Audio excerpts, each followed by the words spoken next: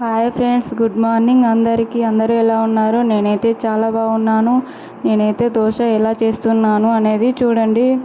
ముందు రోజు నైట్ అయితే నేను 2 గ్లాసు బియ్యము, 1 గ్లాస్ మినపప్పు, 1 స్పూను మెంతులు అయితే 4 అవర్స్ నానబెట్టుకొని మిక్సీ పట్టుకున్నాను.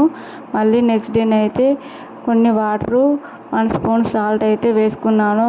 ముందుగా స్టవ్ వెలిగించి ప్యాన్ వేడి కాగానే దోశనైతే కొన్ని వాటర్ చల్లుకొని ప్యాన్ పైన దోశనైతే ఈ విధంగా వేస్తున్నాను. చూడండి, మన వీడియోస్ ఫస్ట్ టైం చూస్తున్న వాళ్ళైతే లైక్ చేయండి, సబ్స్క్రైబ్ చేయండి, షేర్ చేయండి.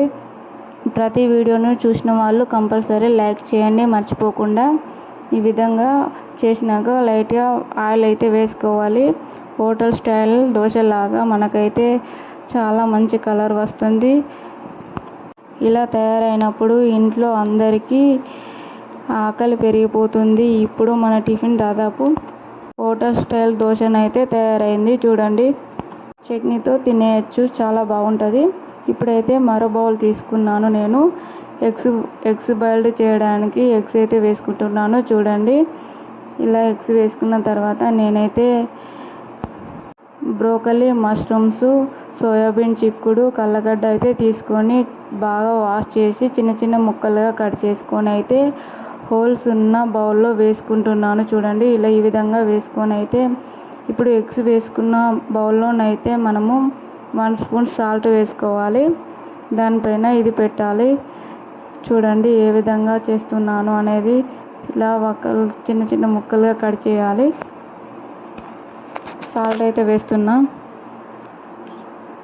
సాల్ట్ వేసుకొని అయితే మనము ఇలా ఈ విధంగా పెట్టుకొని పిల్లలకైనా పెద్దవాళ్ళకైనా చాలా హెల్తీ ఫుడ్, చాలా బాగా నచ్చుతుంది. ఎవరికైనా తప్పకుండా ట్రై చేయండి. ఈ విధంగా పెట్టుకొని దీనిపైన మూత పెట్టుకోవాలి. స్టవ్ ఆన్ చేసి సిమ్లో పెట్టుకొని 15 మినిట్స్ అయితే ఉడికించాలి. టిఫిన్కి అయితే చాలా బాగుంటుంది. మన టిఫిన్ అయితే రెడీ అయిపోయింది. నేనైతే పపాయ కూడా కట్ చేశాను. చూడండి, పపాయను కళ్ళగడ్డని అయితే పాప కోసం అయితే చూడండి చిన్న చిన్న ముక్కలుగా చేసి పెట్టాను, తినిపిస్తున్నాను. ఈ విధంగా తినిపించాలి, బాగుంటుంది. లంచ్కి అయితే అన్నము, పన్నీర్ కర్రీ, చల్లచారు చేశాను.